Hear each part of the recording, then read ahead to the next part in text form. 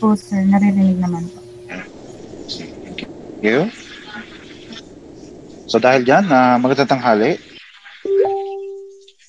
Good afternoon po. Thank you. Please reply.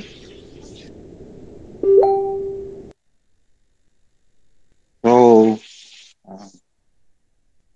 proceed tayo sa next nating topic. So topic na natin ay yung displacement and position analysis.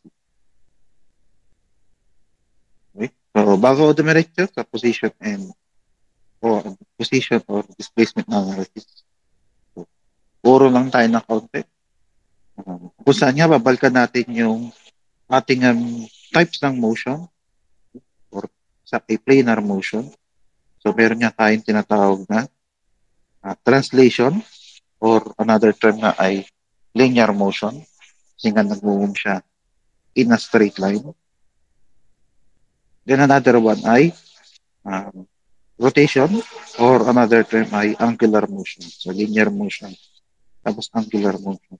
So ito nga yung mga type ng motion meron nga tayo. Then next ay yan. So under each of type of motion, meron tayong yun yung tinatawag na component ng motion. So dito muna tayo magsimula sa translation.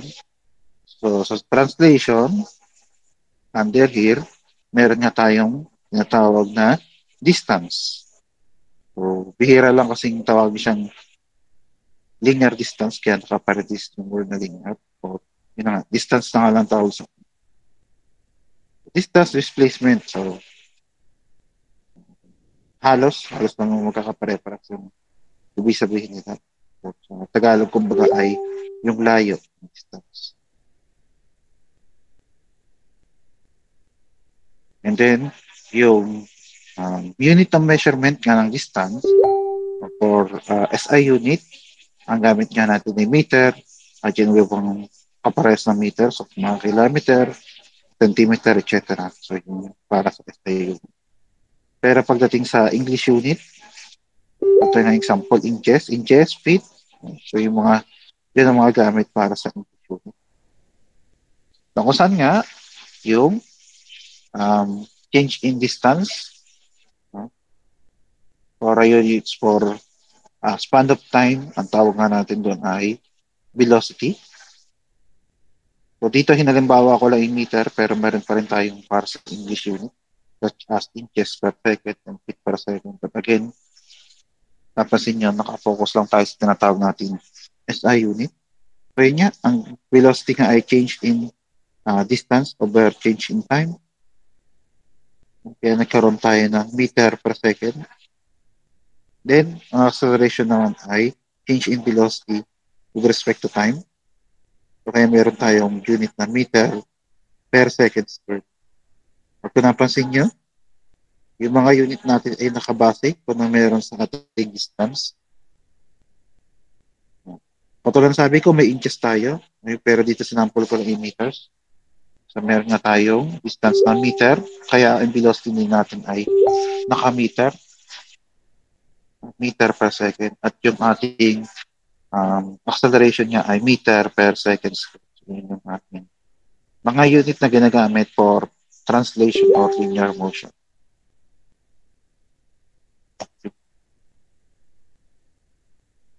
So kung meron ganito ang ating translation or linear motion, meron din kanya yung rotation or yung angular motion. Kung kukumpara nyo doon nga sa linear motion, kung meron siyang distance nga pala ito, bago malimutan. So yun nga yung component ng motion natin na S, V, and A. So V is velocity, A is acceleration. Hindi ko lang bakit naging S. Baka dahil magamitin kasi yung D. Mga diameter, etc. Kaya S na hindi na. Anyway, so yan nga yung ating tatlo. So balik na tayo. So kung merong SBNA or distance velocity acceleration, ang linear, meron din kanya ang angular or rotation. So kung napansin nyo, yun pa rin, distance, velocity, and acceleration. Pero syempre, dahil siya umiikot, or angular, kaya nadagdagan ng term sa unahan, na para siya na masabing umiikot. Kaya meron tayong ito. angular distance, angular velocity, at angular acceleration. Yan, dilagdagan na. Kung saan, kung ito nga SBNA, so dito naman sa angular motion ay gamit niya yung na Greek letters, Greek letter theta, omega, and alpha. So yan yung gamit na letter para sa ating individual na type ng motion under angular motion. The next, kung ang distance dito ay meters, dito naman ang distance nga ay magiging degree. So kaya siya naging degree kasi nga angular, so angle. Eh di ba ang sukat ng meron sa angle ay degree. Kaya siya yung angular distance niya ay meters ng degree. Pero ito pa rin, conversion lang naman siya papunta sa radians. But still, okay, so either the two, yan yung ating unit para sa ating tinatawag ng angular distance. The next ay angular velocity na omega. Na ang unit na madalas gamitin niya ay radians per second. At pagdating naman sa angular acceleration, so tawag natin ay radians per second squared. So kung napansin niyo may pagkakahawig ito sa linear. Katulad sabi ko, since kaya ito lagi meter kasi nakabase nga sa ating distance. So ganun din ito. So kung napansin niyo ka-radians, kasi nakabase siya dito.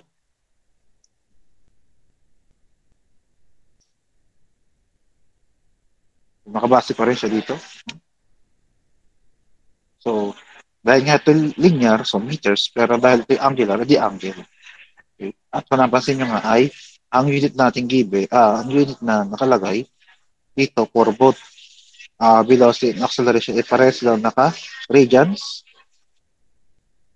Pero hindi ibig sabihin nito wala tayong degree per second. So, meron pa rin. Yun nga lang in terms kasi ng motion. So, mas gamitin natin yung in terms ng radians. Kaya meron tayo dito radians per second para sa velocity at radians per second squared para naman sa acceleration. So, yun yung meron. Itong distance, so either, so sa distance kasi pwedeng maalin ang gamitin, degree or radians. Pero pagdating nga sa velocity and acceleration parehas silang in terms ng radians. Tapos syempre, velocity is second. Then angular acceleration ay per second.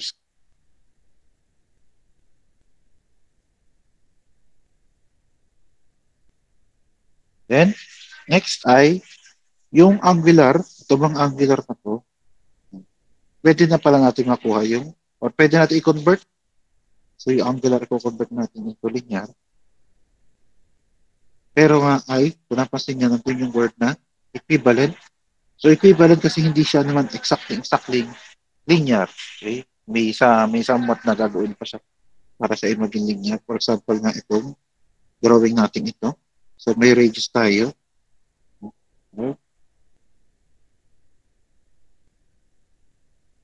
Then,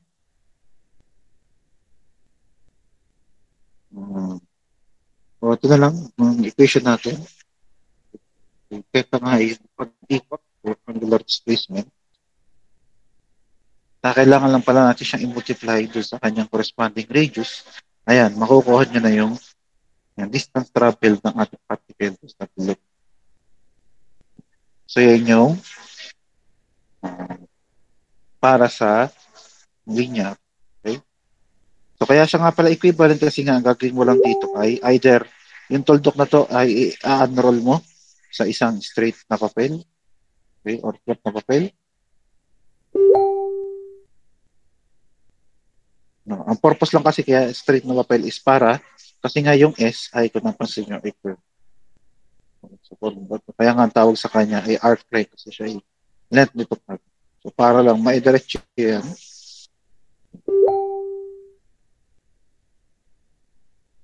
Ay paikutin natin itong point na to kumbaga sa dito sa ating cylinder na ito. Paikutin at this direction.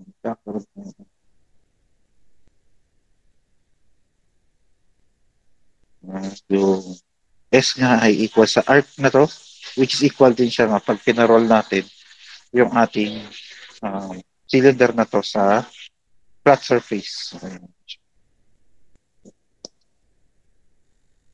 Wait lang saglit, may gagawin lang ako. Salamat.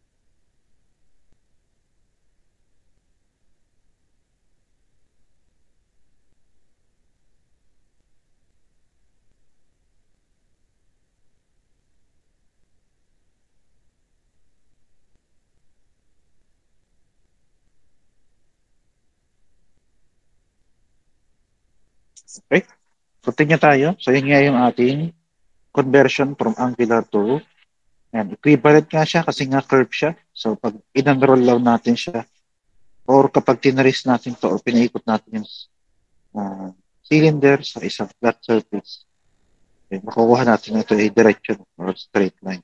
Kaya nga siya tawag ay equivalent. Okay, S equals to R theta. Okay, sunod naman ay yung sa velocity naman. So same again, may pag-ikot tayo. So gamit nga natin doon sa pag-ikot na yun ay yung omega or angular velocity. Tapos yung distance ng particle na pinag-uusapan natin with respect sa kanyang pivot point would be yung radius. Then syempre, kasi kaya nga siya equivalent din. Equivalent kasi siya ay tangent doon sa curve natin. O doon sa path. Paikot na ikot na path. Na equation niya nga ay so, B is equals to R. R na ay yung distance mula nung sa point or particle papunta sa kanyang pivot point. Then multiplied by its angular speed. Yung omega. RW lang or R omega para sa velocity. At R theta para sa S. S, ito ang V. At syempre, kung ganito ang equation para sa displacement or angular displacement, ito naman sa angular velocity. So, meron din para sa acceleration. At yung kanina pa, na equation na minumultiply natin ng R, ay applicable pa rin naman siya dito sa acceleration. Eh nga lang, kapag ginamit natin siya, katulad nito, R times alpha, alpha nga ay angular acceleration. Alpha. Kapag minultiply ba ngayon, makukuha natin ngayon yung tangential. Tangential. So, bakit tangential? Kasi siya ay tangent doon sa kanyang path.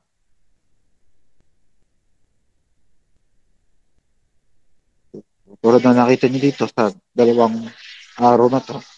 So, yun yung dalawang possible nating direction ng acceleration. So, bakit magkakaroon ng dalawa? Kasi pares lang. Or, yun nga, itong dalawang ito ay parehas naka-reference dun sa ating velocity na to. Okay, so, yung velocity kanina ay pwede natin dagdagan ng ating acceleration. And then, ano pa nga lang yun? Yung R times alpha, ang tawag pa nga lang natin dun ay tangential acceleration. Tangential.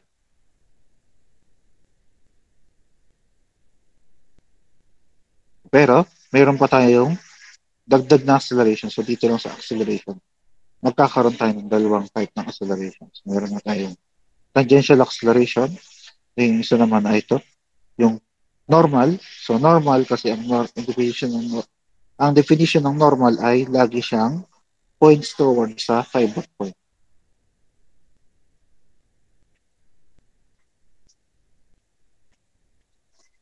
Okay? So, lagi siya naka-point towards sa pivot point. Kaya nga A sub n to.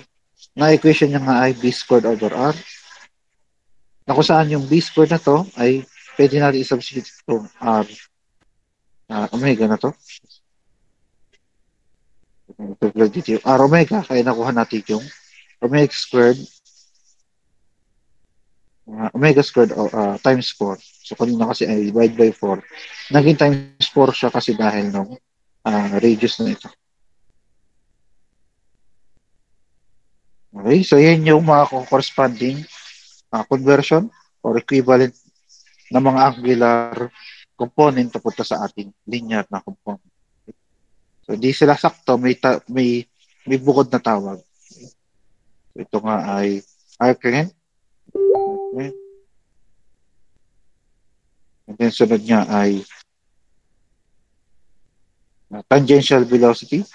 At yung last ay either tangential acceleration or normal acceleration.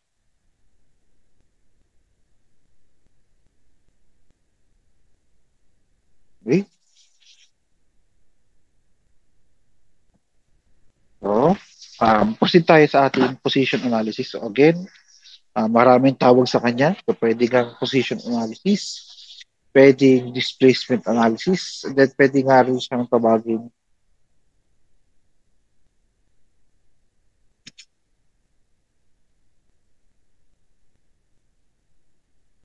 pwede nga siyang tawagin position analysis, displacement analysis, or distance.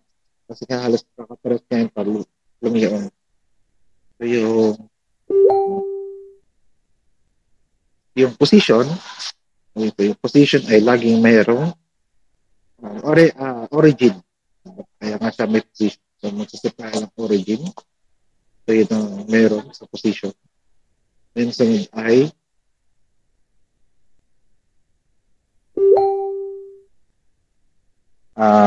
displacement. So, displacement nga ay yung straight line na distance from the original position to its final position. Ngayon, yung displacement ay susukatin lahat na iginalaw ng ating particle. Yun yung ating magiging distance. So, displacement nga yung straight line from the original position to the final position.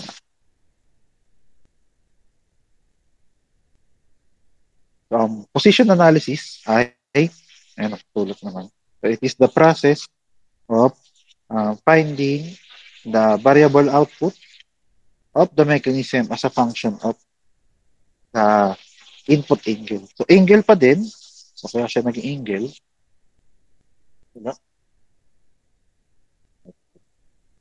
So, kaya siya naging angle lang kasi nga ang ating four-bar linkage ay mostly naka-pin joint. At ang pin joint, ang sabi nga natin ay rotation lang.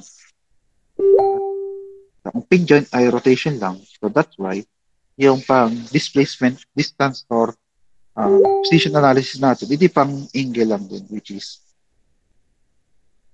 degree or radians. Kaya ang gamit niya ngayon dito ay yan, input angle. So, yun ang meron sa atin.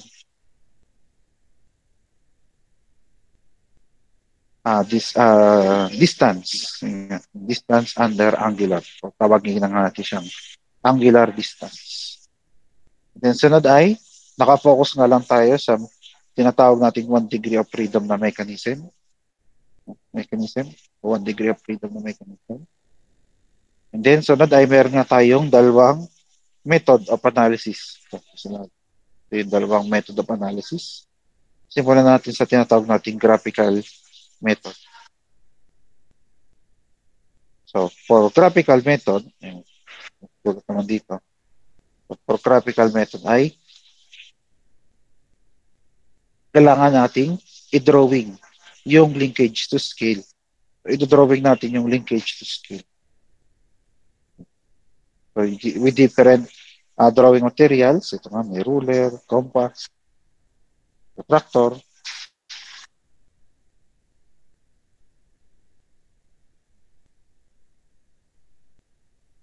na may particular positions.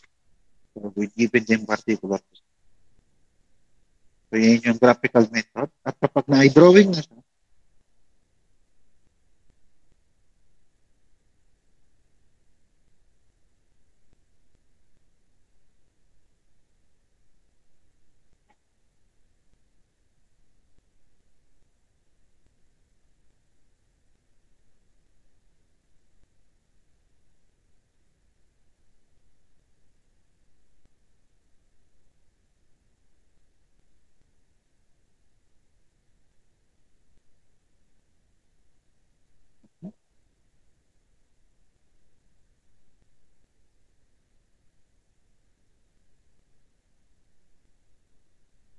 yun nga, dodrawing natin siya using yung ruler and compass and protractor. Tapos, magsusukat lang tayo ng angle using protractor at yung different using yung ruler.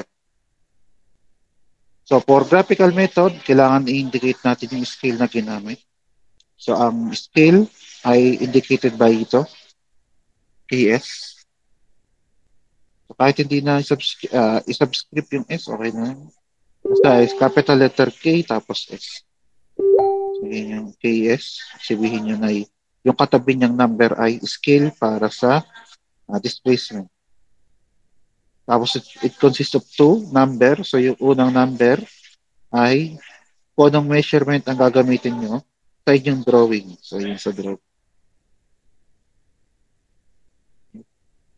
And then, ang sunod na number ay yung equivalent length based sa actual mechanism. So for example, ito yung buong scale na meron niya tayo. So KS sa simula, then colon, then yung unang measurement,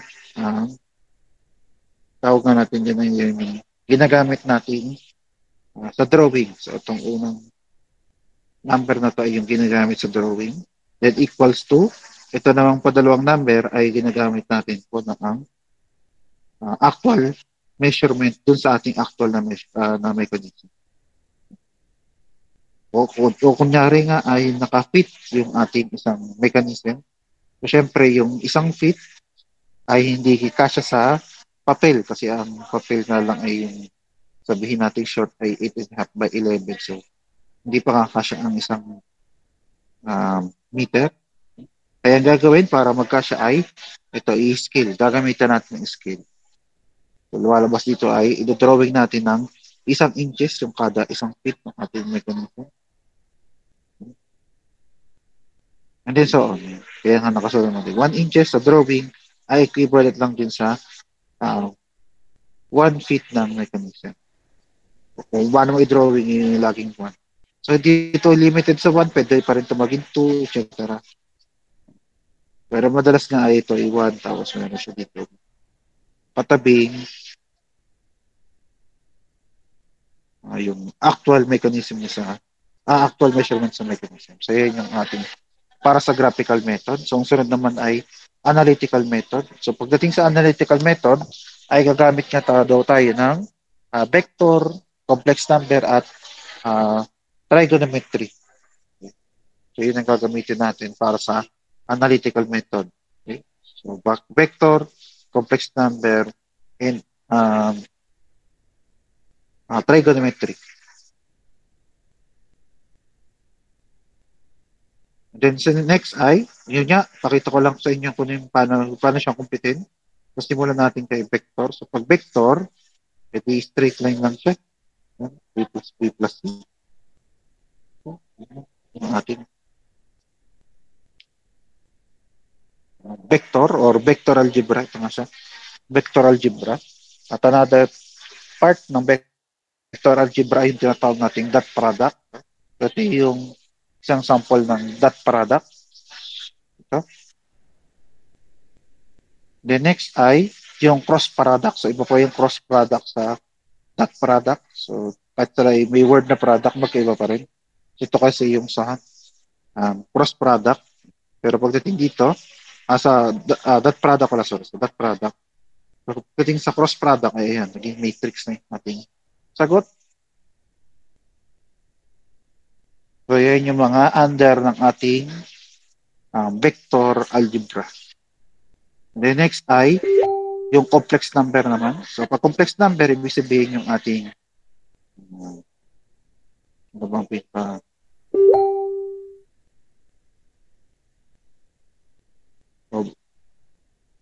basta yung complex number na ay consist nga ng real number pati imaginary. Ayan siya. So, dahil gumagamit tayo ng Cartesian plane, yung ating complex number, so pwede natin siya i-plot sa Cartesian plane. Okay. Na yung magiging x niya ay x lang, tapos yung y ay y lang.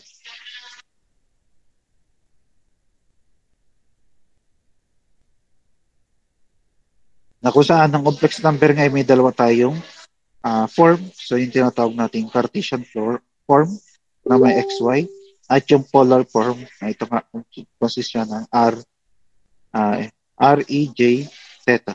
So yun yung mga equation para sa polar form. The next ay, yan. So kung yung kanina ay individual to, yan, nag-iisa lang sa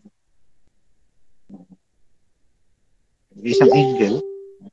So pwede natin siyang pagsama-samahin para magkaroon tayo na tawag na vector loop. So ito siya, vector loop. So loop kasi siya. Yan, vector loop. So loop. Babalik ko siya sa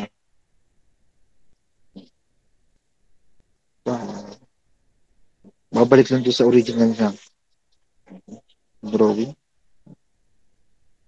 Tapos, chinek lang. So R2, R3, etc. Equal to 0. So yun yun.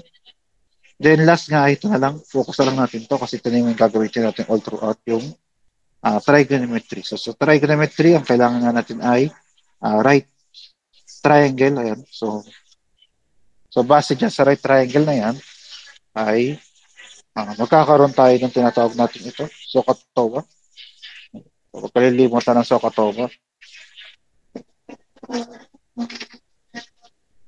So, ito na ba yung mga sabihin? Ayan, yung SOHCAHTOA na sa tabi. Again, ang magagamitan nito ay right triangle. So, yun para sa SOHCAHTOA. Then, bukod doon ay yung tinatawag natin cosine law. So, yung cosine law ito. So, sa lahat ng side yan, kaya tatlo. So, yung cosine law. The next ay sine law. Kung may cosine law ay syempre may sine law. So, i-apply lang ko itong applicable. Okay? So, wala naman sa mali.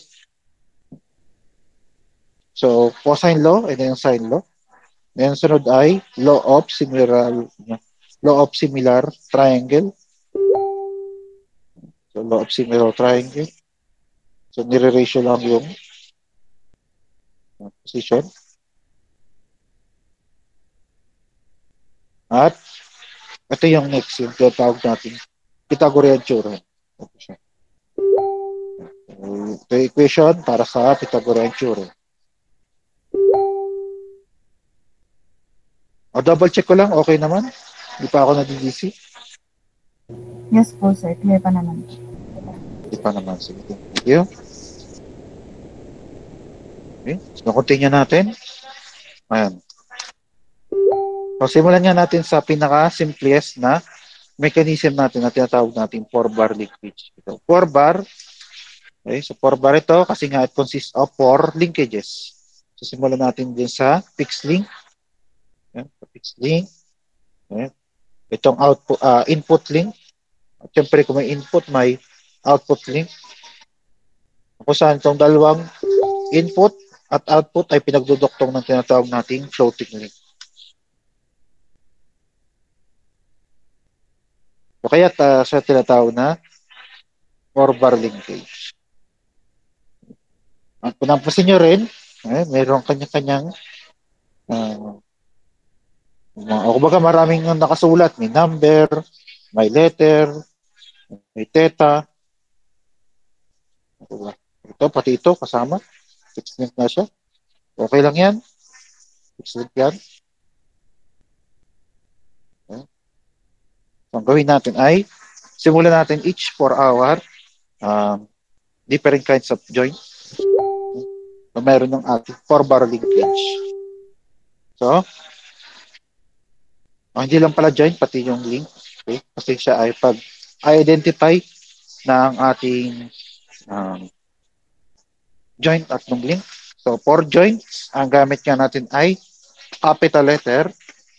At para naman sa link, ang gamit natin ay number.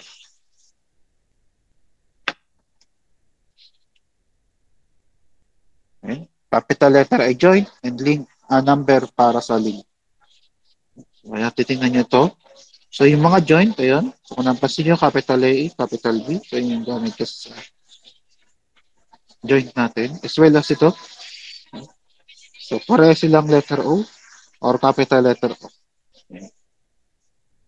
Yung nasa obang yan.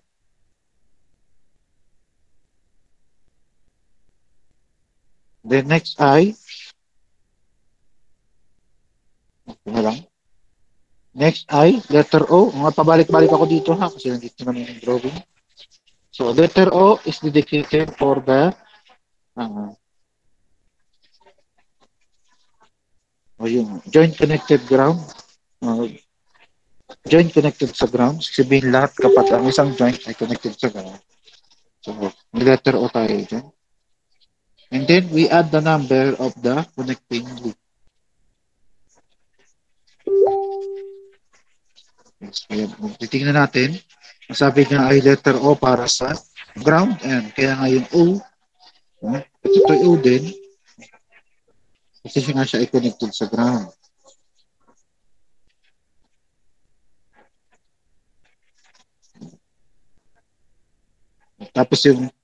Tapos lalagyan natin ng number based sa connected na link.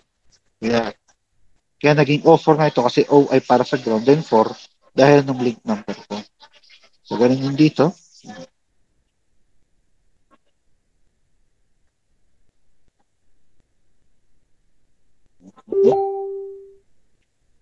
Yung ating kabila ito, yung O2, kasi nga doon connected sa again, ang ground ay ito. Tapos, connected doon yung ating link number ko. Kaya naging O2 yung para dito sa malapit sa to.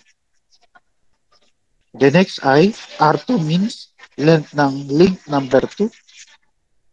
And if the joints of the links are 2 and C of 2 are 2 and A, then we can also use R2 para sa ating O2. So, ibig sabihin niya lang ay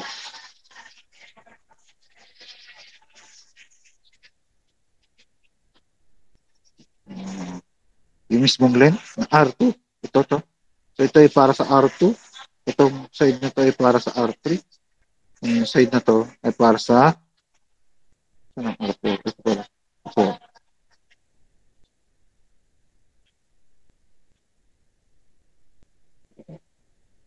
Then, sunod ay then length 1 is always the ground or the fix. So, so tama pa rin naman pala itong pesto.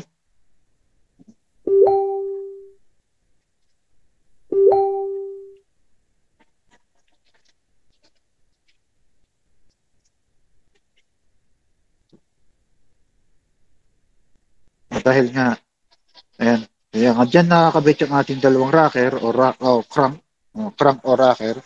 Depende nga yung ating 2, ito at ito ang ating 4. Again, itong floating link ay kumbaga pwede natin tanggalin. So, itong mga ito ay makakaikot ngayon yung link, output link at input link ng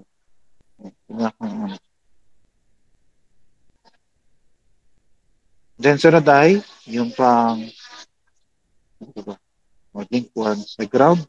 Masunod na natin. Again, pabalik-balik ako dito kasi nandito nga yung ating pinag-uusapan. So, angle theta is always measured from the positive x-axis and counterclockwise direction. So, ito siya ulit. So, So, lahat ng angle na theta, yan, theta, theta, theta,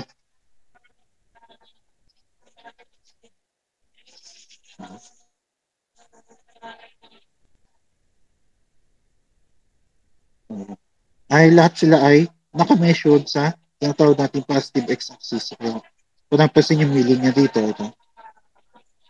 So, ito, may linya dito, may linya rin dito, at yung sa floating link ay may nakaganon din.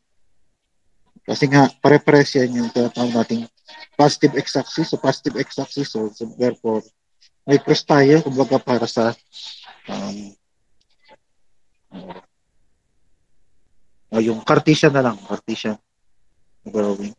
Then, itong side na to, itong part na to, ito nga yung tinatawag nating right.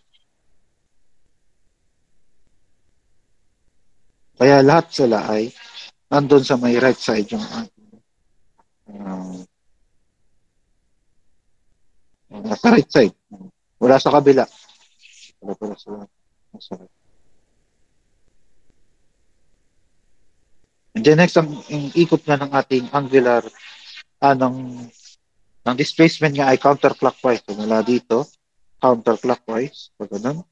So, mula dito, counterclockwise. At ito rin ay ito. Peraso niya. Yun ang ating maging angle, each ng ating mga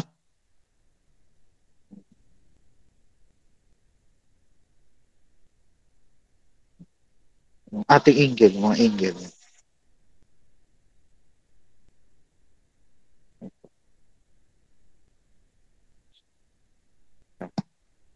Antay nga lang saglit ha. Antay lang saglit.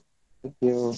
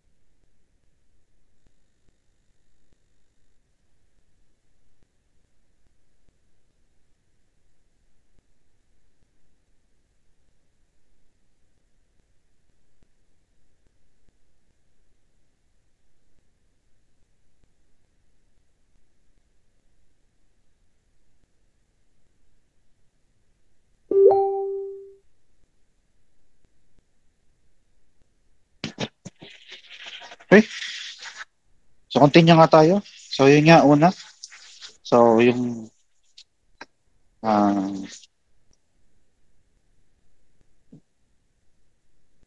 ulit nga ulit. Hindi. Link ay yung ground. Tapos, nandito na nga tayo.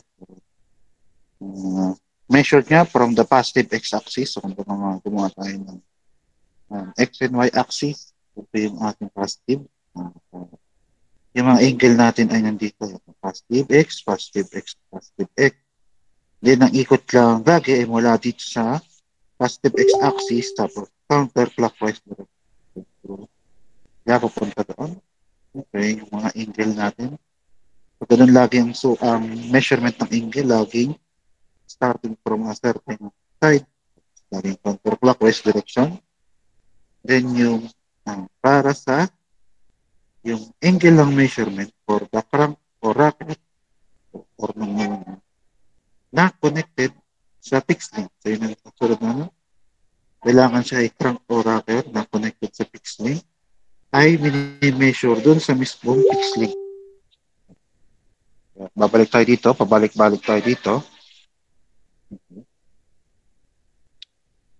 Kaya yung katulad nito, so dito kasi yung fixed link, kaya dito siya sinusukat.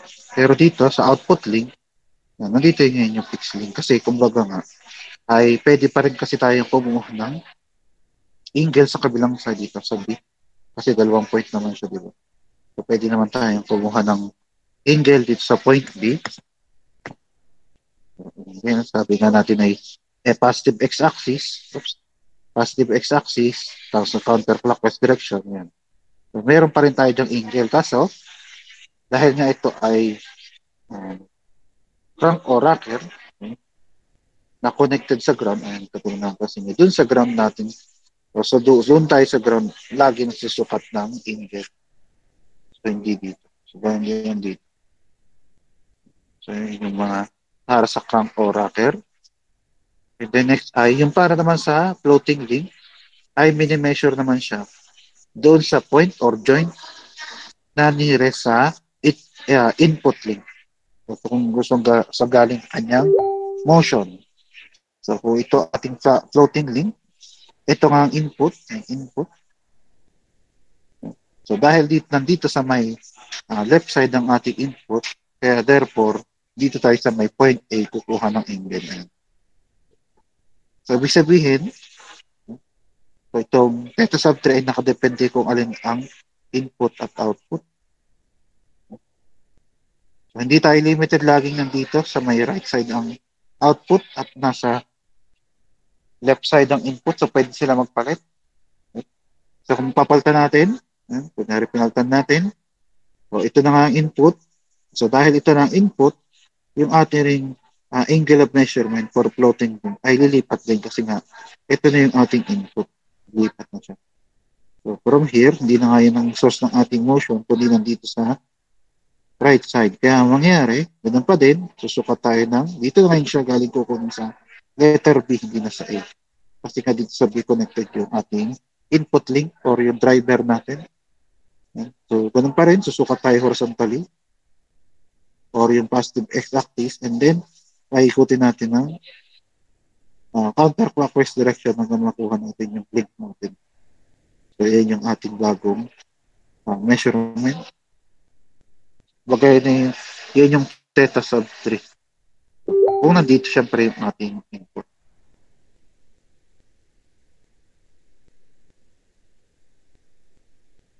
Okay.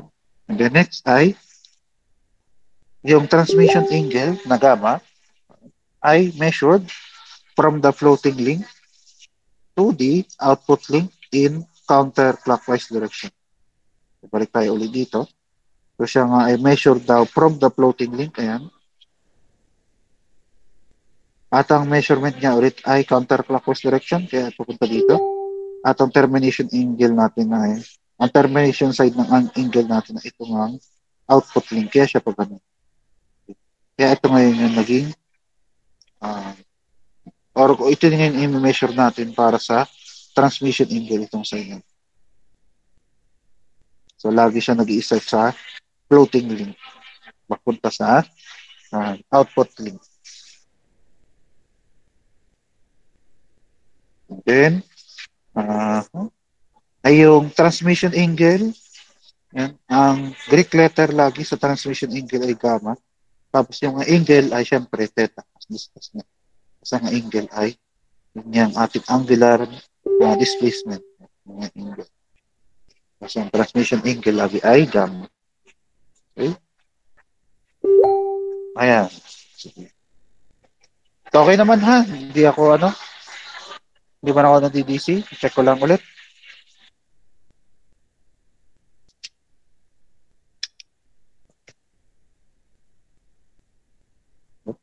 Wala.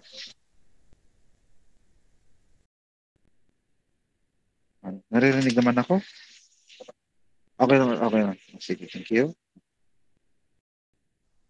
So, yan nga yung ating sample problem.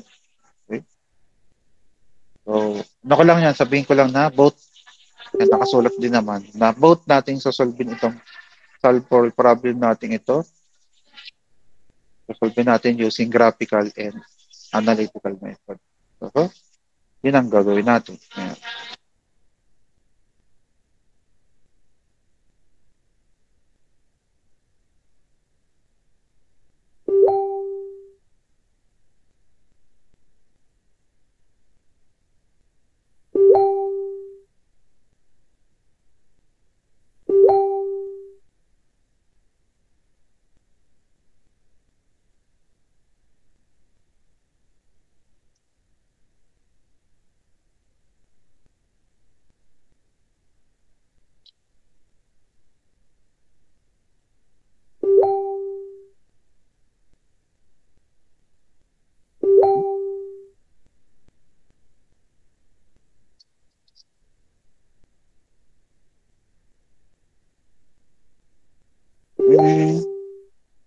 Yan, tapos zoom in na. Ito naman ay in-upload ko din naman sa Google Classroom. For sample problem. Ito rin naman.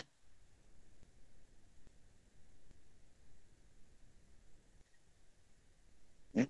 Zoom out lang ng kaunti. Yan, nakikita naman. Yes po, sir. Kita naman. Sige. Thank you. So, we have nga dito na 4-bar linkage. Tapos, meron daw tayong O2A as the driver link. Okay, tapos, 3 inches long. And then, meron din tayong O4B na follower. So, driver and then follower. Itong O4B ay may length na 6 inches. Then, yung driver at yung follower ay connected via connecting rod na may length na 8 inches long. And then the distance between O2 and O4 is 7 inches. At ang O2 daw ay nasa left ng O4. And then yung point B ay located sa ibabaw ng line ng O2-O4. Okay. So, for this given angle, sige, so dahil nga ito ay 2, and so therefore it's pertaining to the link number 2 or yung ating driver link. Then, pinapahanap lang yung transmission angle and value ng theta sub 4. Ito muna, okay, ito muna ang gagawin kong ito ay para sa graphical method. So later yung isa para sa, or ulitin ko na lang ulit siya para sa ating analytical method. So for graphical method, drawing na tayo. So dito ay nilagyan ko lang ng, yan, may nakasulat naman ditong O2. O2 pa na isa pa yan, para kita yung O2. So sabihin, yung O2 ito, hindi yung O2 sinasabi dito sa ating problem. Yan, sabi nga dito, ang O2 ay nasa left ng O4. So kung nandito yung O2, ibig sabihin nandito sa kanan nandito sa side natin yung ating O4. So kung nandito ang O4, nasa left ang O2 ng O4.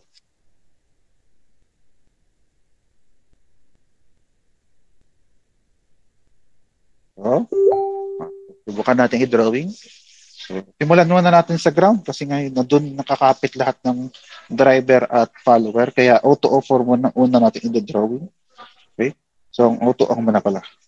So, para sa proper bago malimutan, for proper problem solving, lagi naman tayo nagsisimula sa paglilista ng given. So, given, edi yung lahat ng given dito, susulat lang natin. Given, so simulan natin doon. So, O2A ay 3 inches lang. Yung sunod ay ito, O4B ay 6 inches. Yung sunod ay AP. So, 8 inches long. Yung sunod ay O2, O4 ay 7 inches. So, okay na to. Discuss lang kasi siya. So, ito pa ang isa pa. Yung theta sub to daw ay 60 degrees. So, pinapahanap ay yung transmission angle and value ng theta sub 4. Pero, dahil ito ay graphical method, katulad ng nakalagay dito, so kailangan nga lagi nating i-indicate yung ating scale. So, i-indicate natin scale. So, i-indicate natin yung scale by putting KS sa unahan. So, pwedeng nakasubscript or maliit yung S. Basta mahalaga may capital letter K tapos may S. Tapos colon, yung unit ng measurement na gagamitin natin para sa drawing. Okay? So, dahil inches, sasabihin na rin natin inches ito.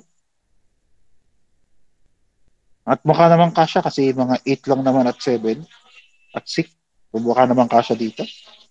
Kaya magiging 1:1. So, 1 inches sa mechanism ay 1 din sa drawing. So, 1 sa drawing ay equal din sa 1 dun sa ating mechanism. So, ganyan yung ating. Ito nga yung sa drawing, tapos yung sa mechanism.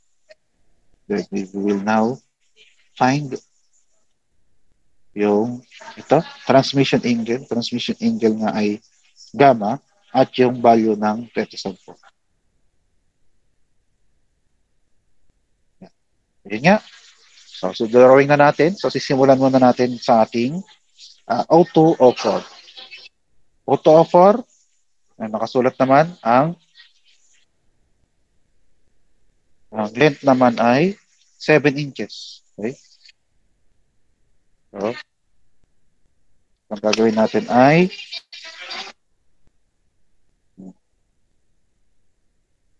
ang gagawin ko lang ay sa 8 ako magsusukat ha dahil sa 1. Hindi kasi makita yung 0, kasi magkamali ako. So, kahit paano dito may linya ako para sa 1.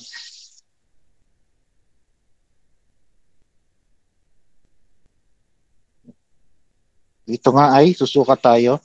So, nandito ang ating O4. Pagka sa kaba, hindi kita pala. Pala ng kaba. Pagpanapat ko sa 8. Pinapat ko sa 8. Tapos, doon tayo sa may 7, 1 para tayo ay may 7 inches.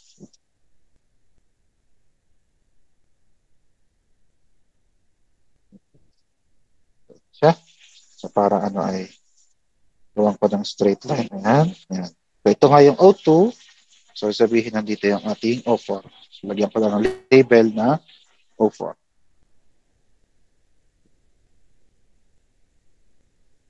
Okay na? Nailagay na natin sa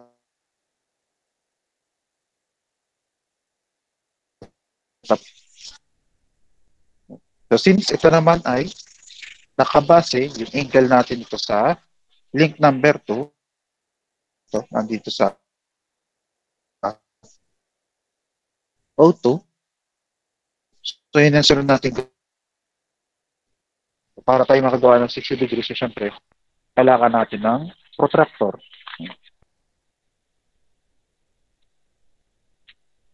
Protractor. Dapat natin. And then, hanapin natin 60. Ito, 60. 60 degrees ay ito. Ayan yung 60 degrees. Pagkatapos makuha yung 60 degrees ay di yung O2A naman. Ang O2A nga natin ay 3 inches. Pagbalik ako sa ruler. Dito. 4. Tapos, tapat natin doon sa 60 kanina. Ayan. Again, dito sa 4 ko tinapat kasi sa 1 ako gagawa ng yan. Tapos, straight line. Yan ngayon yung aking auto A. O, mamaya ko nalalagyan ng label. Basayan mo yung ating auto A. Where yung ating angle ng ito na theta sub 2 ay 60 degrees.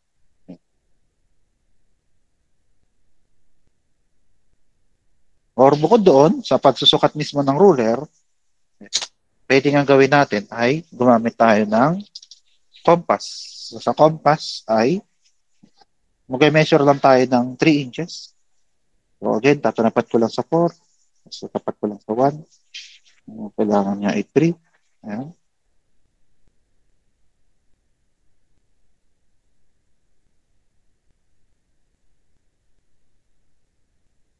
Okay. Tapos, pagkataas natin makasukat ng 3 inches. So, 3 inches na to. So, tatapat natin yung isa sa 5 watt point. Okay. At yung sulat, edi isusulat natin sa atin. Din ata na kaunti.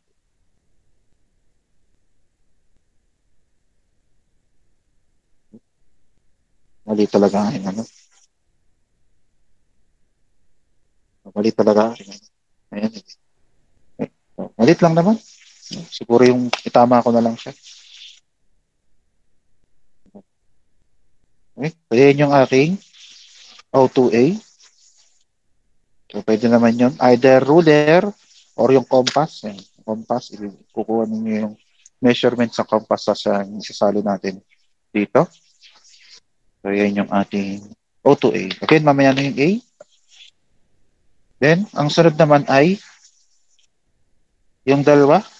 Mayroon pa tayo kasing AB at meron pa tayong O4B. Okay. So, ikukumpara natin yung dalawa, especially itong O4B. O4B nga, ito, O4. Okay. Ikukumpara nga dito sa O2A. Yung O2A nga kasi mayroong angle na theta. 60 degrees. Kaya alam natin kung nasan ngayon yung A. Dito kasi yung B, hindi natin alam kung nasaan. Kasi wala nga tayong angle na indicated dito or sabihin na natin yun nga yung hinahanap kasi nga theta sub 4. So dahil hindi natin alam kung nasaan ng B, ang gagawin ay babalik tayo sa ating ruler at ang measurement pala ng O4B ay 6 inches. So ruler, susukat tayo ng 6 inches. Susukat tayo ng 6 inches. Again, ikanapat ko lang sa 7 kasi tatapat ko yung kabilang side ng compass sa 1, 7, tapat sa 1, yan, 7, tapos 1, okay, so 6 inches. So ito yung measurement ng 6 inches. Yung gagawin natin ay tatapat yung dulo ng compass sa pivot point. Tapos gawa tayo ng line na arc containing ng ating 6 inches. So lahat ng iyon. Makita ba yun? Makikita ba yung arc ngayon? Malabo. Gawa kong arc.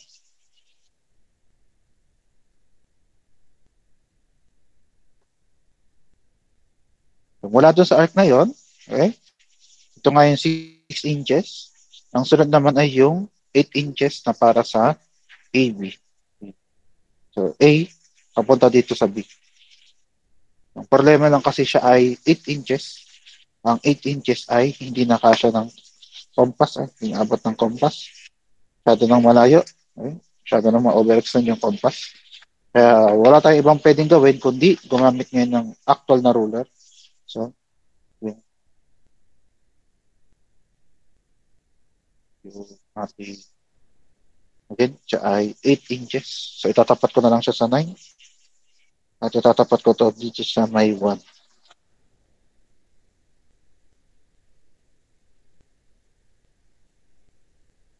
1.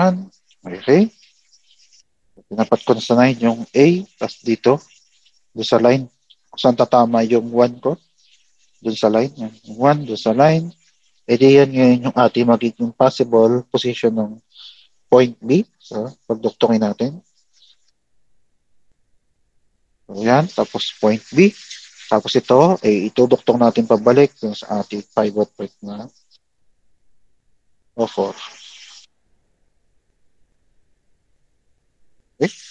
So, yan na yung ating 4-bar linkage na given yung angle nga na 60 degrees. Okay? So, lagyan lang natin una ng sa joint. So, letter A, tapos letter B. Okay na nga yung ating O2 at O4. Then, sunod ay yung background. Okay? Ground at ground. Tapos, lagay na rin natin ng link number. Ito nga ang 1. Para sa ground. 2, 3. Okay? Okay? Naintindihan po ba o baka may tanong? Ano nangyari?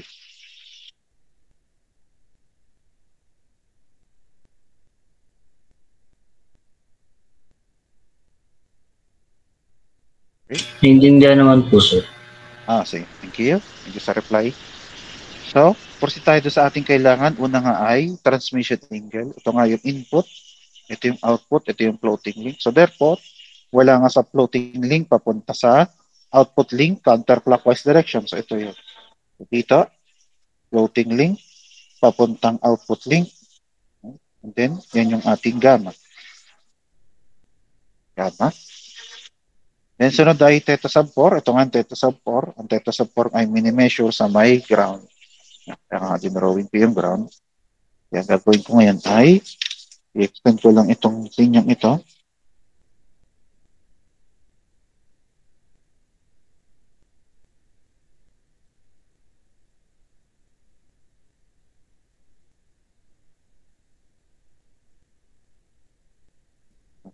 Natin ganyan. Then ito nga, from the positive x-axis. So, yun yung ating positive x, counterclockwise direction. Kaya itong ating measurement for theta sub 4. Then, ang gagawin na nga lang ay mismo susukatin nga daw natin using yung protractor. So, literal na susukatin natin using protractor. So, ang gagawin lang natin ay sukatin natin yung gamma. Yung gamma. Tapat natin.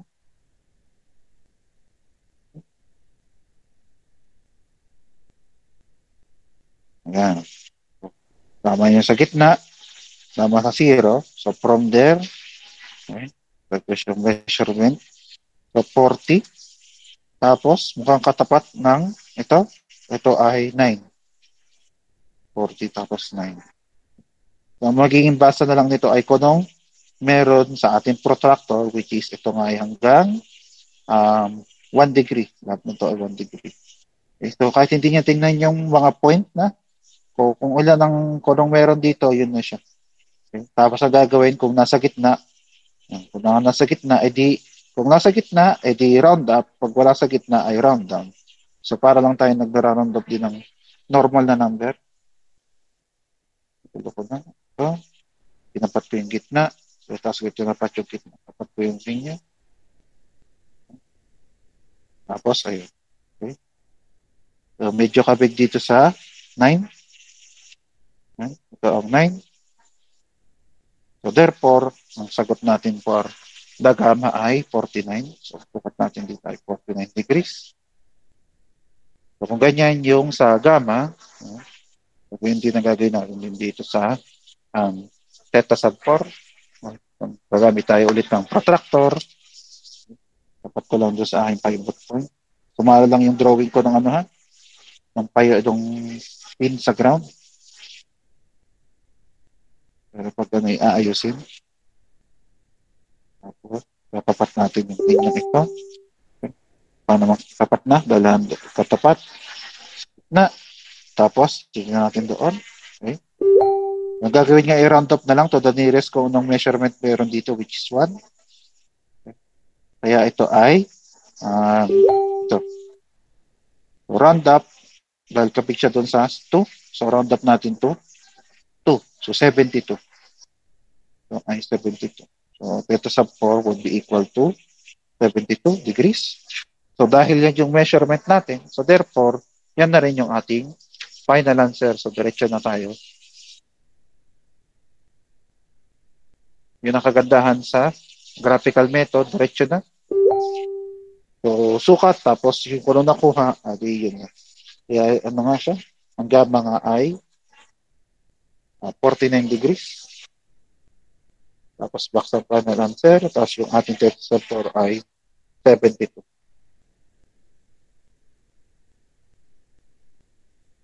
Okay? Ayan yung ating sagot.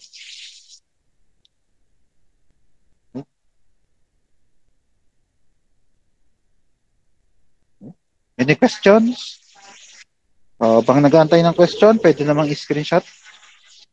Sige, any question? Wala naman po, sir. Wala pa naman po. Sige. Thank you. Pasabi na lang kapag nakuha na ng screenshot mo.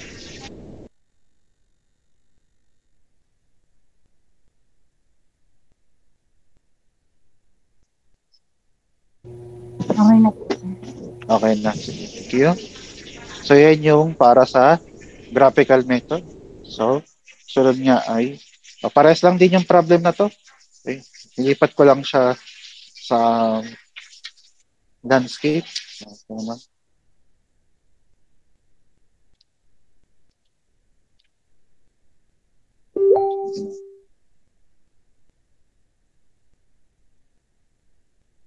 So, ito naman ay para sa analytical method. Okay. So, gagamit tayo ng tinatawag nating trigonometric functions.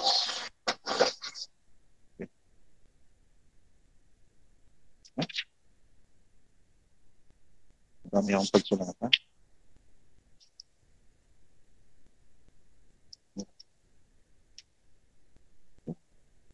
So, gagawin nga lang natin nga ay lagyan lang din natin ng lagi naman nag-i-start ang solution sa paglilista ng lahat ng given.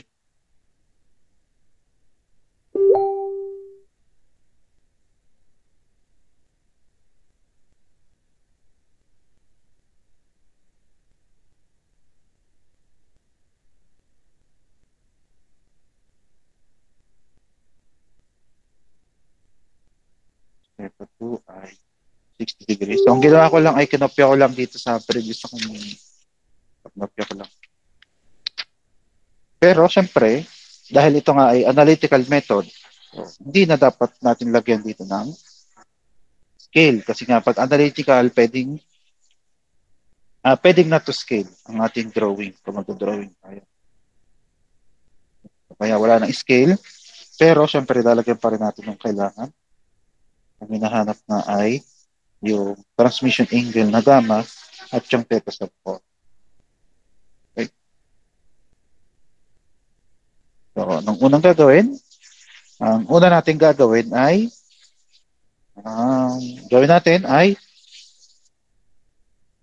i-recreate lang natin ulit itong drawing na to, yung ating mechanism. At katulad ng sabi ko, hindi kailangang to scale, hindi rin kailangang accurate. Okay. Ang kailangan niya lang ay tama ang position according to the description na to dito. Katulad siyempre nung O2 at O4, so kailangan ay yung O2 yung nasa kanan ng nasa kaliwa ng O4, etc. So bagay lang natin dito. Yan. Tapos kunyari nga ay 60, so approximate natin yung 60. Yung O4, O2A. Maikli lang siya, kaya maikli. Napansin niyo, hindi pwede nang hindi nasukatin. Oops, hindi pala kita, sorry. So gumawa ako ng horizontal line para nga dun sa ating O2, O4. Okay? Yung O2 dito yung O4. Tapos gumawa ako ng linya na kumbaga ito nga yung ating O2A. Nandito yung O2B. Okay? O4B pala, O4B. Yung O4B, ayan, hindi naman naka-state dito kung anong kanyang angle. So hindi natin alam. Okay? O, kunyari hindi natin ginawa yung graphical method. So hindi natin alam kung anong itsura ng O4B. So we will approximate na lang kung ano itsura. So kunyari ay ganito ang itsura ng O4B. Pag ganyan, kasi duduktong natin yung dulo ng B papunta dun sa A. So diyan yung ating mechanism. Again, assuming syempre na hindi natin ginawa ito, kaya kung napansin nyo, iniba ko yung drawing natin, especially dito sa B. Pero okay mag-alala, itatama naman yan ng ating computation. Yung sunod ay ground. Ground. Okay. Tapos label. So, ay O2. Ito ay O4. Ito A. Ito ang B. Then, yung mga link number. So, tama na. Correct na 1, 1. Pwede din ito yung 1. Yung 2. Yung 3. Ito yung 4. Okay. Okay na. So, may link number. May joint letter. So, ang sunod ay yung kailangan na natin. Ang kailangan nga natin ay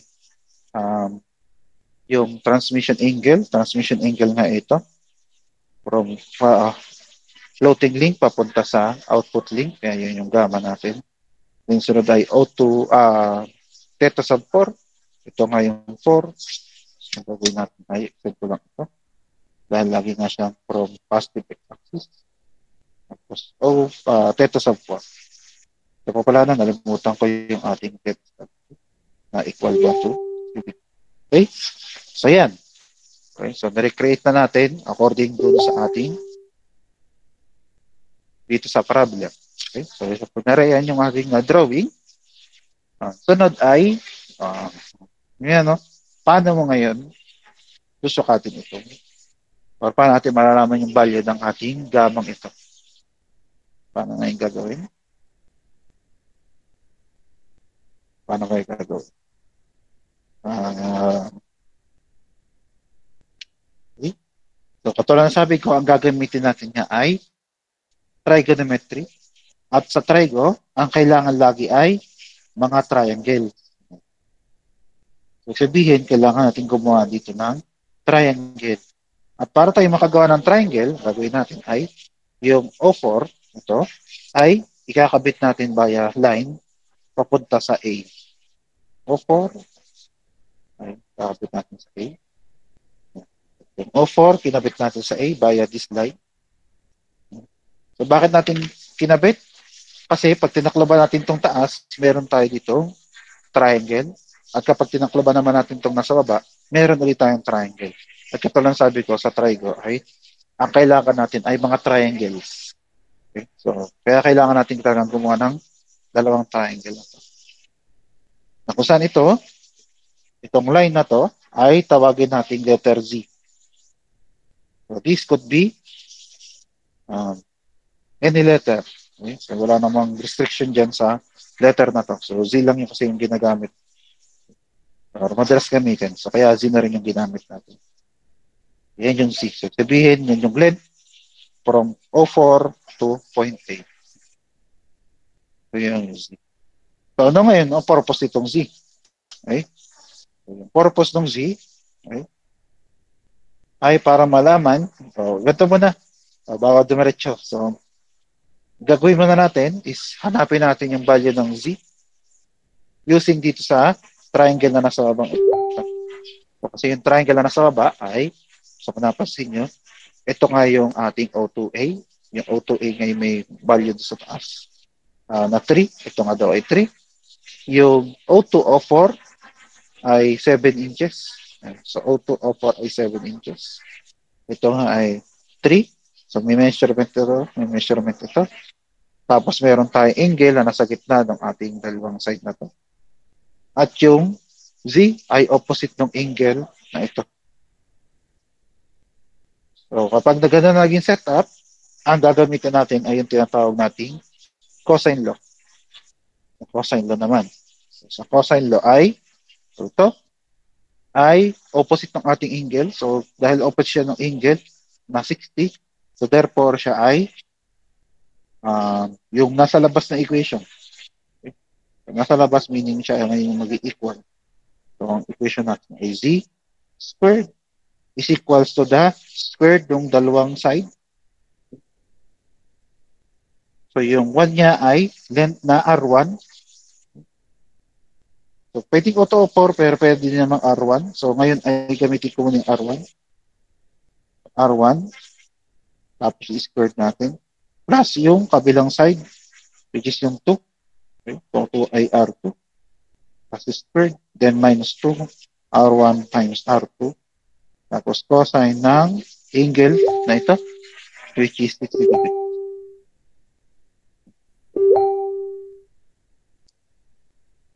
Sunod na gagawin ay, isa-substitute ngayon yung mga values na to. So again, R1 ay yung nasa ilalim, which is O2, O4, ay 7 inches, 7. So, kahit yung sa computation or sa substitution ng mga values, kahit wala na munang unit, okay lang. Pero pagdating sa final answer, syempre, kailangan mo ng mga sagot. Pakasama din sa unit. Kasama sa unit. Kasama na yung, kasama ang unit. Pati yung sagot. Okay, so mamaya, kung anumang value makuha natin yung C, ay kailangan pa rin natin din ng unit yung sagot. Okay. So anyway, so yan. Ang R1 niya itong 7. Ang R2 ay yung O2A. Ang O2A nga ay 3. So this will be plus 3 squared minus 2. Tapos 7 times 3. And then cosine 60 degrees. So di pala, no? Dahil ang kailangan natin ay Z lang, hindi yung Z squared. Kaya sa halip na ganito ay E squared na rin natin siya. Ito naman, 7 squared, 3 squared, product times 2 times minus, tapos yung angle. Ayan. Kasi ang kailangan naman talaga natin ay yung Z. Z natin ay equal ngayon to calculus. Wow, calculus. Siya nga daw ay square root ng 7 squared plus 3 squared minus 2 times 7 times 3. Tapos yung ating cosine na 60. So kapag meron tayong mga cosine at sine, dahil yung i-check kung ang calculator ay naka letter D sa taas or degree mode.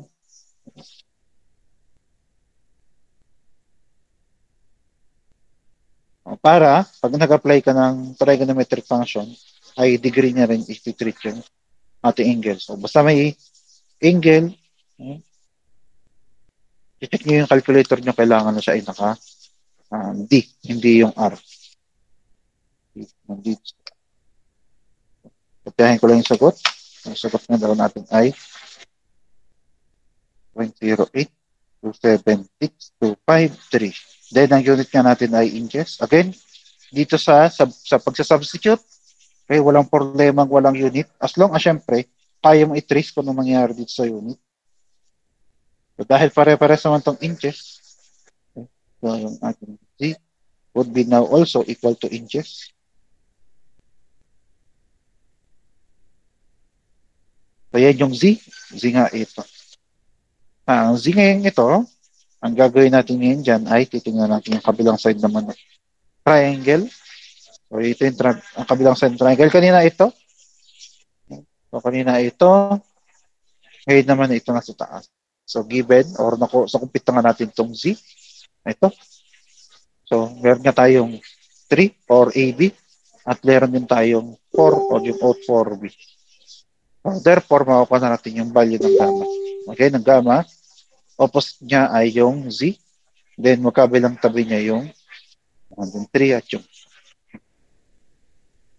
link number 3 at link number 4. So gawin natin yun. So again, katapat ng gamma ay yung side. Ito, yung Z. Wala kita. Yung katapat niya ng gamma ay yung Z.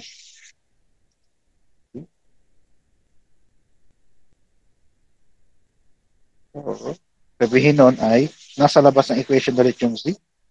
Nasa labas na dito may right side.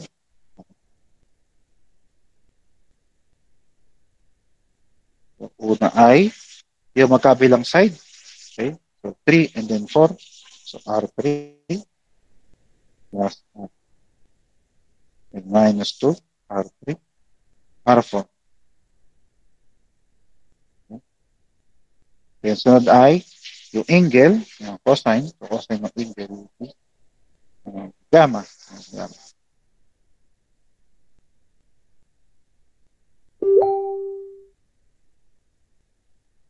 Katulad sabi ko, ang kailangan niya natin dito ay yung value ng gamma. So, ito ang kailangan natin. Tingin niya yung ating transmission angle dito.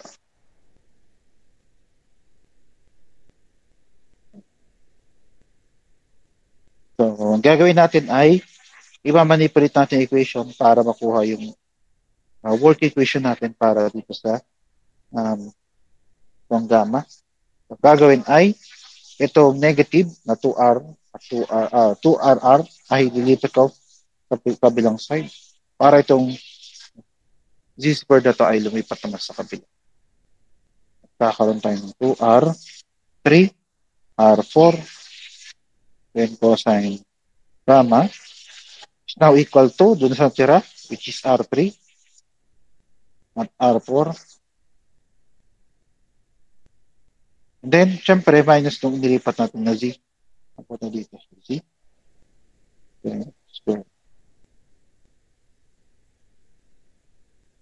Then, ang kailangan nga natin ay yung gamma. Kaya, yung nasa coefficient ng ating cosine ay cross multiply natin. Kita nyo na wala ito. So,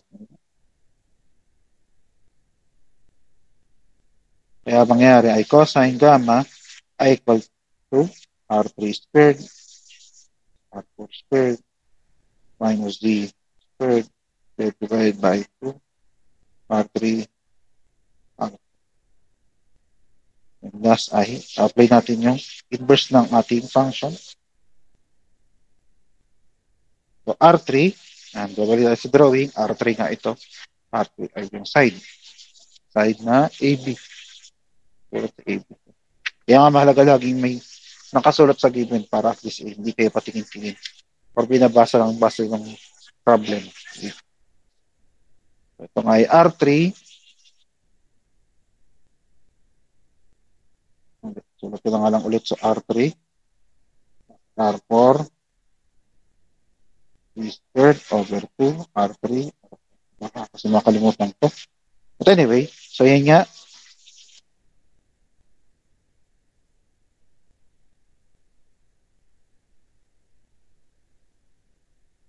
So, substitute natin yung mga values. Again, R3, R4 ay tumitingin lang ako dito sa drawing natin ito. Tapos pag tinignan ko yung drawing, tinitingnan ko naman sa measurement dito. So, R3 nga ay AB, which is 8 inches. Then, pwedeng 8 na lang, squared. Then, R4 ay ang kabilang side. Yung O4B. O4B nga ay, according to this taas, ay 6 inches.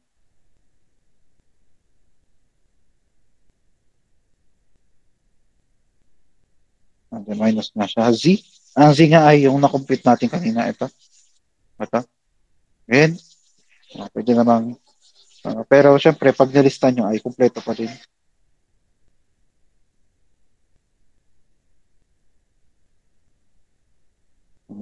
Pero, kung napansin nyo, wala muna tayong nilalagay na yung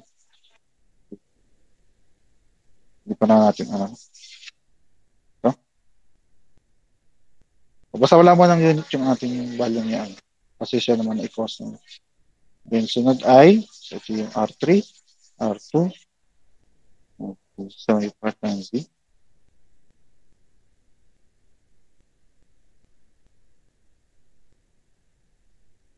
Then, na nasa denominator na ay yung R3 again, which is yung R4 ay equals sa 6. Kunin natin siya using yung R cosine. 6, 8. AB, 8. O4, 6. Yung Z ay yung kanina. Ma-minus mo. 4 at 6 to 6 at 8. 8 squared plus 6 squared minus ang ating na-complete. Sir, hindi na po hagip sa camera. Hindi na camera. Sorry. Thank you po. Okay. Thank you, Ren. Thank you sa pag-modify. Hindi ko pansin. Yan. So, sinabsiyot ko lang ha. Complete ko lang sa tabi. So, R cosine 8 squared plus 8 squared minus 1. Value. Itong value ito ay sinave ko na sa mga letter natin. Okay. Ayan. So, yung volume yun ay sinave ko sa calculate na. Yung mga letters, so utilize yung letters from A to F, pati yung X, Y, M. So, yan. Ang gagawin lang natin, kopya dito. Ang gagawin ay, kakopyahin ng kompleto. 8, 5, 3, 3. Siyempre, yung kanyang unit, kung simpleng ganun ay yun ang unit niya. Kaya dapat ito, ayan. Okay? Kaya dapat yan ay may unit din. May unit din. At dahil ito yung hinahanap natin na gamma, kasi yun yung find. Okay? So, therefore, para sa final answer, ang gagawin ay ra-round up natin to the fourth decimal place dito. Then yung normal na pag-round up, so ang gamma ay 8, 93, 5, then 5. Siyempre, huwag natin kalimutan mag-box ng final answer.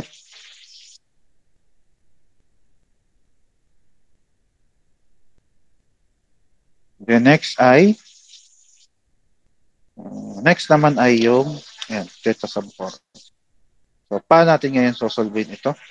Theta sub 4, nasa labas siya. Ito kasi nasa loob ng triangle, no? Ito kasi talaga nasa labas ng triangle. So, anong gagawin natin? Ang gagawin natin ay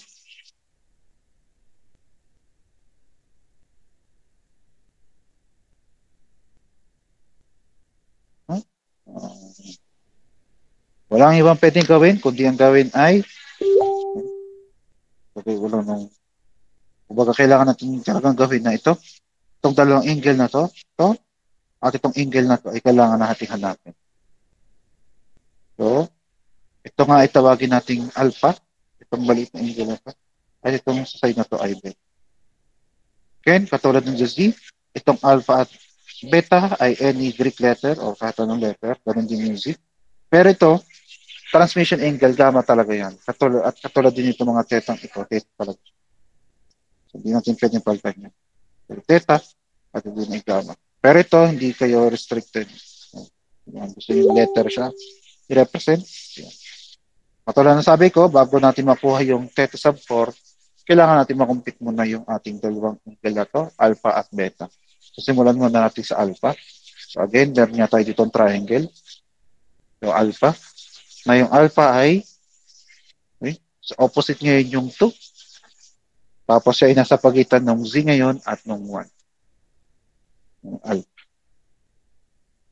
Opposite ngayon 2. So dahil opposite yung 2, itong 2 ngayon ang nasa labas ng ating equation. Or yung una nasa unahan. Kaya mayroon tayo ditong R2 or R sub 2 squared. Then equals to dalawang side. Ang dalawang side nga natin ay yung 1 at yung Z. So kahit sino mauna, walang problema. So R1 squared plus Z squared minus 2 times R1 times Z. And then, cosine ng ating mga letter, alpha.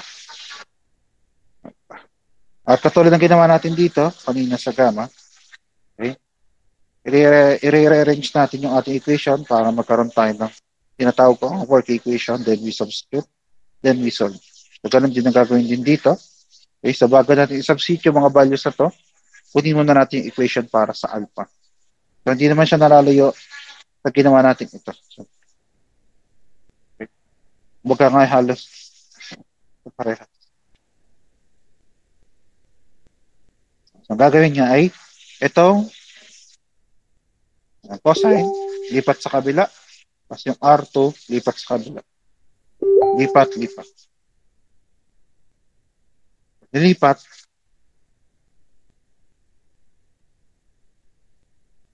Okay. Itong negative na to. So, magiging 2R sub 1. See? Cosine. Alpha. O, itong buong ito ang nilipat sa kabila. Then, natira nga yung R1 at yung Z. Pero itong R sub 2 nilipat dito sa kabila. Kaya siya magiging minus na yun. The next ay, i-divide natin doon sa coefficient ng ating cosine. Cosine at 1 tapos Z minus R2. And then, yung coefficient ay 2R1Z. Then, final ay yung reciprocal ng ating cosine. Wala natanggal. Reciprocal ng cosine, so which is arc cosine. So cosine arc or arc cosine, which is equal na to R1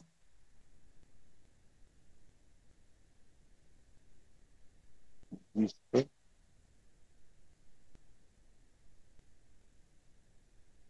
Nakukupihin nyo lang 2 squared all over 2 R1 z. Then, we substitute yung values. So R1 ay yung sa dito, sa O2A. Hindi pala. Ang R1 pala nga pala yung sa ground. Dahil na letter. Number A1. So yung ground, ang ground na natin ay 7. So R1 ay 7. Squared.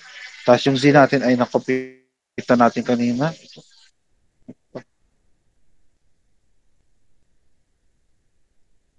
Ay 6.02. 08 pa lang. 08. 7. 62. 53.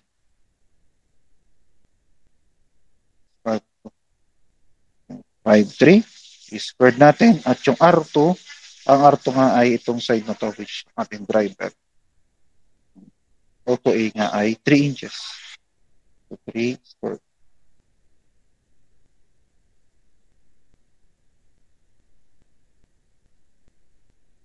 Tapos na nasa lalim ay 2 times R1 nga ay 7. Tapos itong buong zing ito.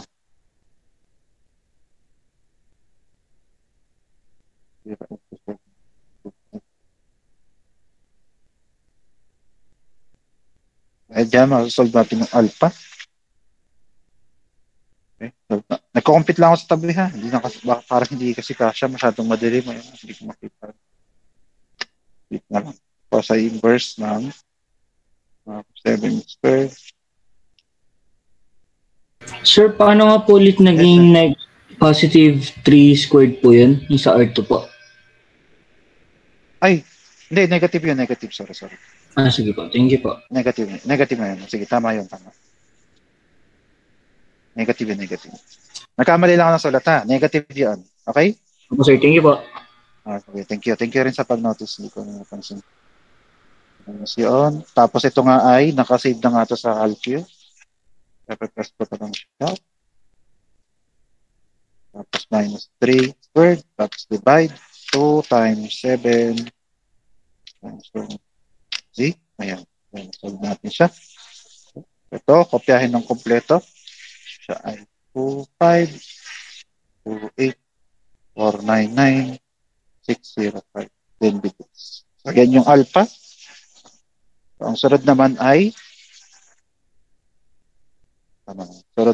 yung beta. Yun. So, yung beta naman ay itong triangle na ito. Itong nasa taas na ito naman titingnan natin. Na yung beta ay opposite naman niya yung 3. At yung magkabilang side naman niya yung 2. Yung Z pala, sorry. Yung Z at yung 4. So hindi siya nalalayo sa ginawa natin dito. Papalitan lang natin. So, una nga ay 3 yung nasa labas ng equation. Then, yung kabilang side ay yung R4. So, wala akong problema dito sa R4 at yung Z kasi plus naman siya. So, kahit sinang mauna. Tapos 2, R4 at yung Z. Yung cosine at ang angle nga natin ngayon ay ito, beta. Then, kailangan niya natin ng beta. So, kung napansin nyo, okay? So, kailangan nyo ipakita yung buong pagta-transpose hanggang makuha natin yung equation natin. Ang work equation ay yan. Kung namang angle, tapos yung lahat ng natitira sa kabila.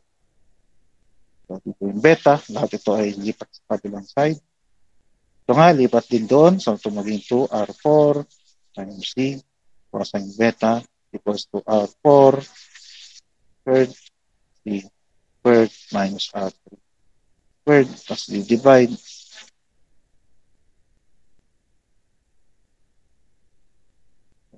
Squared. Divide ito. Yung coefficient ng cosine. And then, yung reciprocal ng function, arc cosine. Okay, kabasa nga dito ay arc cosine.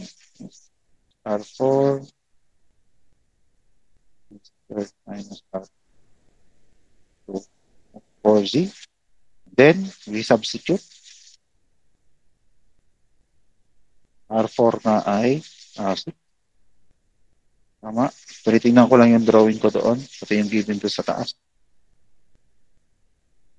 R6 na. Well, tapos yung ZI yung kodopya dito. Ayan. Sa tab.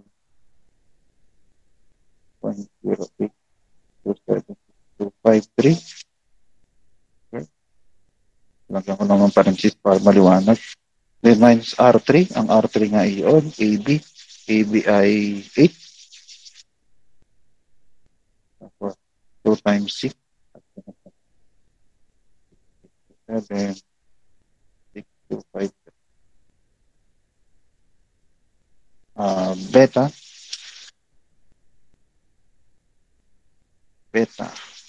Ay cosine ulit ng 6 squared plus x squared minus ng 8 squared by 2 times 6 times ng nakuha ng z. Ayan. So, nakuha natin. Ayan.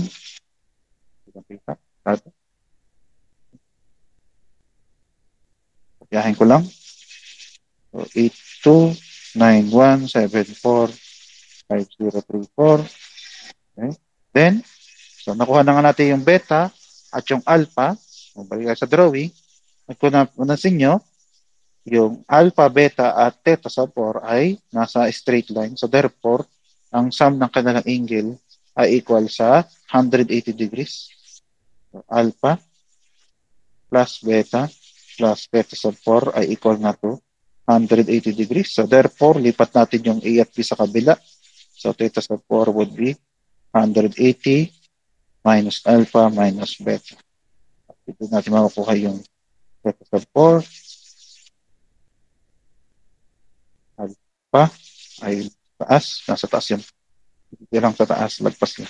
Hindi lang kahit kita sa camera.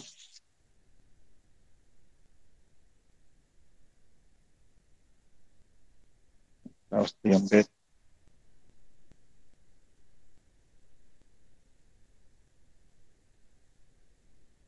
Subtraction.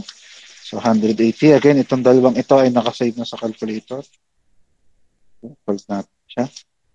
So, ang sagot natin ay 71.79755 361 degrees. At dahil ito nga yung hinahanap, sobra pala. So, dahil ito yung hinahanap natin, round up natin to the 4 decimal place.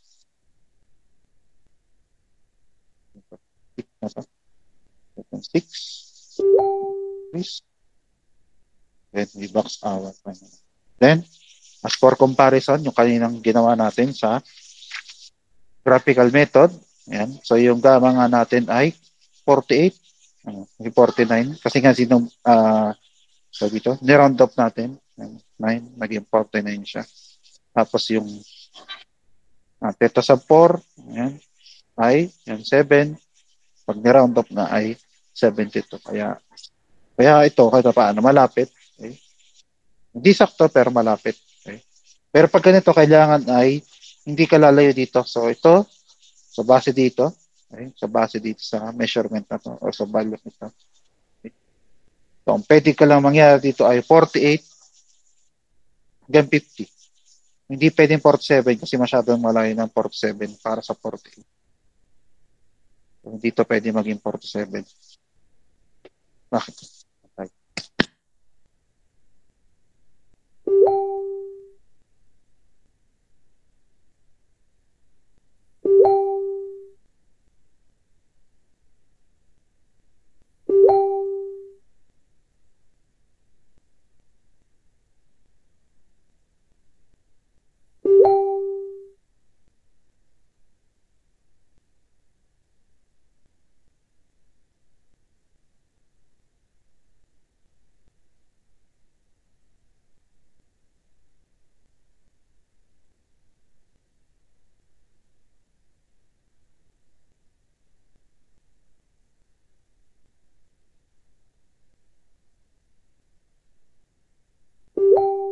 Ayan. Okay, so any questions? Oops, sobra.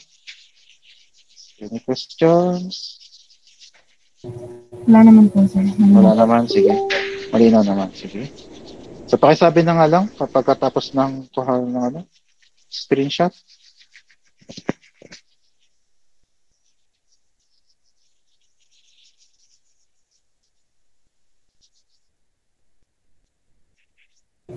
Okay na po. Okay na. Sige. Ayan ha. So, yun yung dalawang paraan niya. Yung tinatawag nating graphical method, tapos ito yung analytical method. Okay. Okay.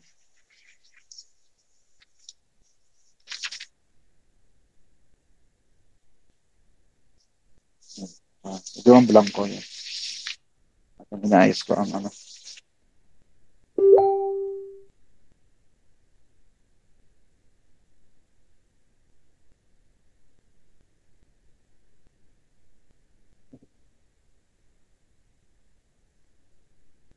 Tayo lang ha. Gagawin lang ako saglit.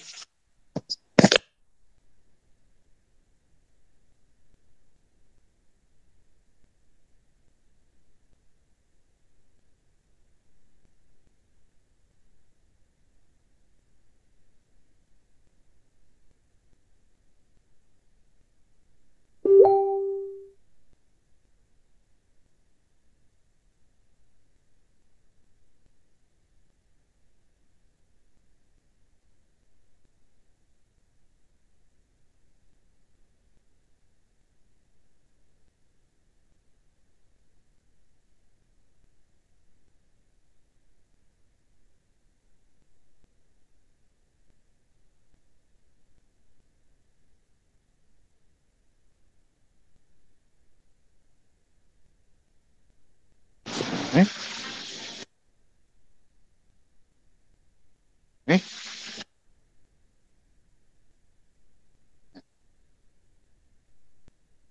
Ang baga, no? Tanong nga, tanong. Ano ba mauna? Hindi kayo, no? Kayo ay sa upas pa? Hindi pa. Ano muna? Okay? Okay na, tanong muna, tanong. Wala na? Sige. So, kung wala nang tanong, sige, wala na. Sige, so kung wala nang tanong, hanggang dito na muna. So, see you next meeting. Bye-bye. Thank you po. Thank you po, sir. Thank you po. Thank you po. Thank you po.